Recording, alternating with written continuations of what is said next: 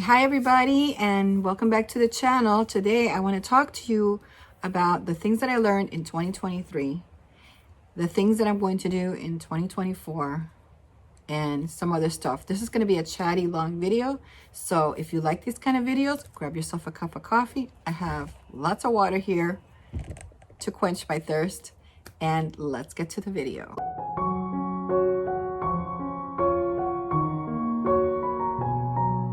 Let's do a recap of what happened in 2023 and what is going on in 2024 here on the property. So in 2023, I started the year with thinking that God wanted me to foster a child coming out of foster care, an older child. And I was preparing the Airstream for that. And then what happened was I was contacted by this young girl, and we went out a couple of times. I took her to lunch. She came over. We really liked each other, and I thought it would be a good fit. But the problem was that I decided to give her some rules for moving in, just like I would for a rental property as well. I would give rules. And the agency that I was working with was not happy with that. So that was January, February, were the 2 months that I was going through all of that paperwork, all of that stuff they have to do. They have to come to the house, they have to check the Airstream. So all of that was happening during those months. It turns out that I decided to not foster because they would not allow her to sign my rules for the house. So I decided that was not going to be a good fit for me because I have boundaries and I don't want to have a problem with somebody later with my boundaries. So that did not work out. So right after that, in March, I didn't get paid from my tenants because they couldn't pay. They had an increase in January. They had an increase, and they redid the contract with me for the increase, and then they paid me January and February, and March they could not pay. And I was going to go through the process of eviction. We had a lot of drama there, and finally I got them to move out. So I didn't have to go through eviction. I was not scared of eviction. I have evicted people before in Miami, but the process in my county is something that I was not sure how to do. But I was going through a lot of those things behind the scenes, is, downloading the paperwork for the court and putting all of my case together in a motion. And all of these things I was doing in the month of March until they finally moved out. We kind of settled on something there so that I can get them out. When I went back to the property to see the property when we were going through this situation with when they were going to leave, I went back to the neighborhood and I realized that I did not want to keep this house anymore. That once I got them out of the house, I wanted to sell the property. I had owned the property since December of 2019, right before I went to Arizona. And I had the property 19, 20, all the way to 23. And about 3 years, and I realized the neighborhood was changing. It was changing a lot. It was a nice family neighborhood, and it was changing a lot. It was on the downhill. And because the property values here in Florida went up so much, I decided that I was going to get out of the property. I had prayed about it with God, and God had kept giving me visions of what he wanted me to do here. I'm going to talk a little bit about the year, and then I'm going to go back to this topic because it's important for moving on to what's going to happen in 2024. So that's what happened in March. In April, they finally left. I signed the contract with the real estate agent, and she said, you have to repair some things at the house. They did a lot of things that I had to fix, and I was doing those things. I was going there every day fixing the things, and then I had my accident, and then I couldn't do anything, and I had to pay somebody to do the repairs.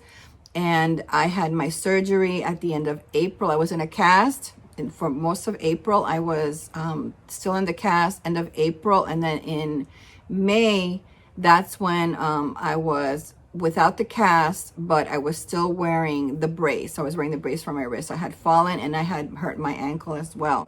May and June, finally at the end of May, my friend was able to come here and help me with a lot of things, help me to drive me because I could hardly drive.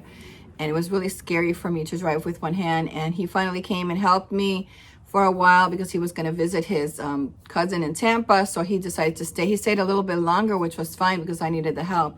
So he did a lot of great things for me here. So he stayed May, June, and July. He was gone at the end of June. So he stayed here almost 2 months with me. He was staying in the Airstream. And then in July, that's when I was on my own and I was able to now start mowing the grass and doing my own stuff and trying to catch up with not even catch up with any projects, just basically just trying to keep my head above water, being able to maintain all of this by myself with my ankle still hurt and my arm. And by that time, my ankle was still in a brace. I was still unsure of what was happening. I finally had an MRI done in August for my foot where they found out what I had. Then I had the cortisone situation. So a lot of those video vlogs are on there with all of that. A lot of this taught me was how 1 minute everything can change from 1 minute to the next. It taught me about being able to be strong, to do my own things, be able to have good health, and how health is so important for all of us. It showed me not to be scared of evictions or dealing with people. It taught me that I wasn't going to give my boundaries over to anybody or anything, that those were important things that I had to do, and I had to walk away from that situation with the foster care when they were not willing to respect my boundary. And I had to slow down. And that was something that God had been leading me to for a while now. And in my spirit, there were a lot of days where I just wanted to just read a book and sit in my porch and just do nothing. And that was not the case. I'm always the kind of person who's always doing. This accident forced me to really go back in the year and kind of evaluate everything that was important and what I really wanted to do with my life. I ended up slowing down a lot for the rest of the year and just taking it really easy. And it turns out that a lot of things that happened was the plan of God, because the actual thing with the foster was actually one morning I woke up and I had this incredible story idea that has to do with traveling, it has to do with foster kids. And I just, and it just birthed out of me. Out of all of these things that happened to me, this novel came up in my head, and I've been outlining it and plotting it for the last couple of months. It's been changing a little bit and it's been growing a little bit. So that's been something that I've been venturing into, is the writing aspect of my life. Down through my 2024 goals, and then we'll get back to the build, because that's a big part of the goals coming forward into my future. So the first thing I want to do is to be able to maintain this property. I want to be able to be healthy enough so that I can maintain the property. Look who's here. What are you doing? What are you doing? You were asleep? Oh. All right, so I got Sika eating a snack, so I got to do this quickly before she starts. She wants to go out. I know she wants to play because it's her time for play. So maintaining the property, this is God's kingdom. He gave it to me and I have to maintain it. So I want to be able to have good health so I can maintain the property on my own. That includes the garden and all the things that he gives me to do. Number 2, the tiny house build is the next thing that I have to do, and we'll get back into that in a second. I'm going to talk more about the tiny house build. Number 3 is the guest space. I want to build a guest space with the Airstream back in the back of that lot where I'm building the house in the front. I want to do that, and I might even have a seasonal rental for RVers or van dwellers.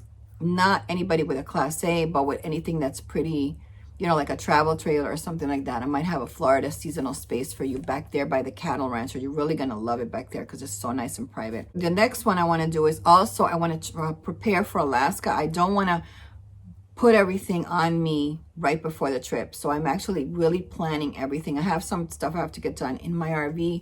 That's one of the reasons I want to move the Airstream out of here, put it in the back, and put my truck camper under the carport, because now when the springtime comes, I want to be able to work under the carport to do a lot of things that I have to do to my RV, including changing the solar panel if I can get somebody to do that for me. If not, that'll be fine.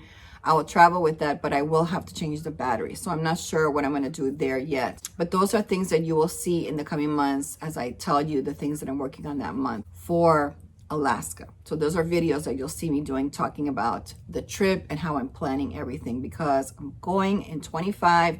I'm planning on leaving here in May. Depends on what happens with the election. If we don't have riots and things like that, So we will see what happens. But after the election, that is what I will be doing and probably leaving in May here.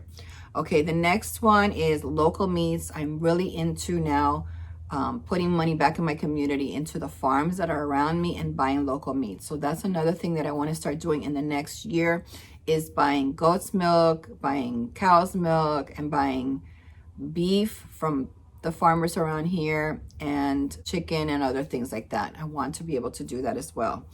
Bible fellowship, I was hoping to be able to do some kind of RV related Bible fellowship with other women or other people that we can meet somewhere and do a little bit of fellowship here in Florida. So if that's something that you're interested, let me know, because it's something that I would love to do. I did a Thanksgiving one year, and I did a Christmas also, and that was fun. We had people come out, and I'm willing to do something like that again. If you are interested to do a Florida Thanksgiving or Christmas meetup here, let me know, because it's something that I can definitely put together and make arrangements with time so people can come out to that for this year. I'm writing a book on homesteading for women, single women, and I'm also writing a book on RV, but that one's going to be later, because the homestead one is the one that I'm really pulled to do now. And then the other one is a novel that I'm planning on, that I've been planning and plotting and all of that. I haven't been doing a lot of writing with that, but that's kind of like been in the stages of planning and stuff like that. And I'm learning a lot about writing, because I've never written a novel, so I don't know too much about it. So that's also incorporated in that, is researching and learning how to do all those things. It's health. I have to be walking. I have to be able to hike. I have to be able to have good health. And Sika is the one that is actually helping me with that. And she is here right now to say yes. She's the one that is helping me through that, because we're taking walks, and soon we'll be able to travel locally so that she can get a feel for the camper and hiking and all of those things. So that is something, once the weather gets a little bit warmer, we'll be able to do.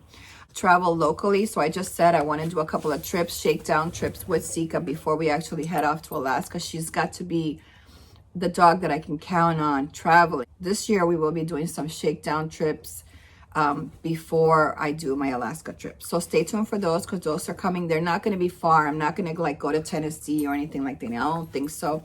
But I do plan to do local trips, with a trip even to Miami to see my mother this year before I go to Alaska. If I can, I'm definitely going to do that. The build was hard to do, because most of the builders that I called, and I contacted lots, because my real estate agent gave me a whole bunch of names to call.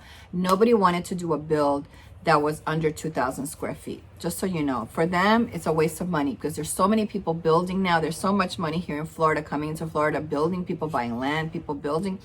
Nobody wants to do a 400 square foot house when they could do a 2,000 square foot house and make so much more money. So this is why I had to go the tiny house route. I went through this whole thing about, I'm going to rent the lots for tiny houses. And then I'm like, no, I'm going to get a tiny house, and then I'm going to rent that. And then after investigating with my zoning, because they've changed a couple of things here in the area, I realized I couldn't do none of those things. So I had to adapt all my plans for that. So that's going to be what I'm going to do there. Now, the reason I'm buying a small home is, number one, I don't want to deal with three bedroom, two bathroom houses anymore. Those bring lots and lots of problems. I put her outside so she can play. All right. So the problem that I was having was, they're going to bring people to live on the property, and then you're going to have all these people that are not signed into the contract, but they're living in the house. So this is what I saw what was happening with my house. And I said, you know what? I live in an area where it's mostly all older people. And what I really want is, I just want an older woman, nice woman who wants a brand new house. She has a fixed amount of income every month. Hopefully she's retired, and she's 62, 65. She's retiring. She's a traveler maybe. And she just wants a place. I'm going to give them half an acre almost there. So they're going to have a whole half an acre. You can have chickens. You can have a garden if you want. I'm pretty much okay with anything that it's fenced, it's private. So it's going to be a nice homesteading place for somebody who wants to live out their older years. It could be a couple too. I don't want people bringing more people into the property. Sorry, I want the simplicity of just an older person there. So I know what my target audience is. This is why I'm purchasing a house for that target audience. Not only that, I also have family. In the future, if they want to leave Miami and come, there's a house there for them. That could also be expanded. So it starts off at 400 square feet now. We can build into the house if we want to, make it a little bit bigger later for them if we needed to. So starting small and be able to build later in addition to the house if we needed to in the future for family. But for rental, it's good enough for me because I'm going to be able to get about $1,200 for a 2-bedroom, 1 bath, that size, everything brand new, septic, water. I mean, of course, I'm including all the utilities. I'm going to be paying the electric for them. That's your budget. That's what you're going to get every month, and you pay me, and that's it. You can grow your own garden. You can have your own chickens. You can all of that. I really want more of a community setting here. I don't want it to be like a tenant landlord relationship. I want it to be more like, you know, you live here, you live there, we're friends. You hopefully somebody who likes Bible study, we can do stuff together. So if you're interested, if you're an older person and you're retiring and you want a place in Florida where you can live, I can send you an application. I'll put here my email. Don't go to my website for the email. It doesn't work from there. I deleted that. I want you to do it directly from your own account. So if you're interested for that, if you're also interested in the space in the back, I'm also going to be renting that, and I'm also going to be including the utilities as well. They're going to be included in the rent. So you've got one basic amount per month, and you can use your electric and water. If you're interested in that, let me know. I would really like women here, most likely, but I don't mind if I have a guy in the back who can't be a drinker, can't be into drugs. Don't want you bringing in women around here all the time, that kind of loosey-goosey stuff. I just don't want that here. The rental distance was a problem for me because I had to drive always like 30 minutes to get to the property if there was a problem or something there. So I'm getting rid of that because now it's going to be here locally. I can watch and see what's going on with the other house. I couldn't babysit people, and most people nowadays need to be babysitted. They don't know what's right and wrong. You can give them an agreement and they will violate the agreement. So this is why I have to be able to do this here. I get no homestead tax break with another property. Here, I already have my homestead here on my property, so I can lease the piece of land to my business or whatever the way that I choose to do it. My insurance cost is going to be a little bit higher, and I have to increase my liability, but I won't have to get a whole new policy. The policy will cover me for all of the things that are here, which is going to be way better for me and easier. It simplifies my life so much more. The value, it's going to increase the value of my property as well for the future. I don't know if I'm going to be living here for the rest of my life, but I don't want to say I'm going to sell it. So that is something that I'm kind of letting God guide me. I don't know. I'm not sure, but I know that this is going to be an income place for me for right now. Building here, whether it's concrete or modular, is about $200 a square foot. So most builders don't want to deal with anything under 2,000 square feet, and it was just really difficult for me. So I ended up with these people. And of course, I'm an unconventional homesteader. You're not going to see, my channel is not like everybody else doing sourdough breads and this and that. Yes, I do all those things. I consider those private moments in my life because I do enjoy making bread and doing things like that. I don't really film all of that. But my homesteading life, I realize, is really all about if I can bring in food from the garden to be able to be healthier and pay less for food, that's great. If I'm able to get chicken eggs that are healthier and better for me, that's great. So I have chickens. As far as other animals is concerned, I don't have the time, and it's a lot of work to have goats and sheep and all of this stuff. And that's not me, to be honest with you. I don't want to kill animals, and I don't want to get into something like that. So I really don't mind making relationships, friendships with people locally who already do that, and I'll be able to support them, the smaller farms around here, by buying from them instead of buying from like the bigger stores. So that's how I am an untraditional person.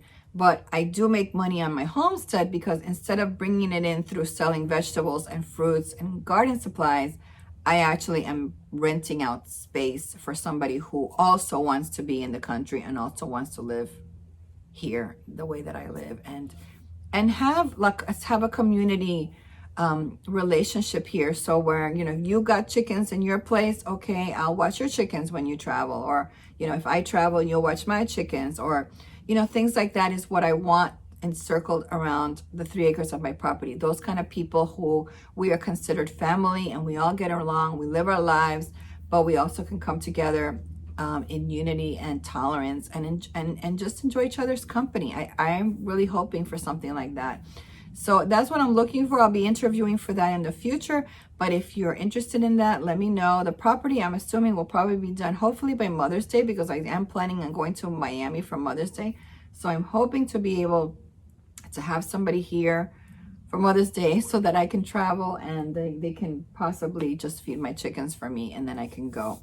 So I don't know. A lot of the things I kind of let God guide me through all of this. I don't know what's going to happen with the election this year, how, you know, fragile our lives are going to be because of all of the incidents that can occur.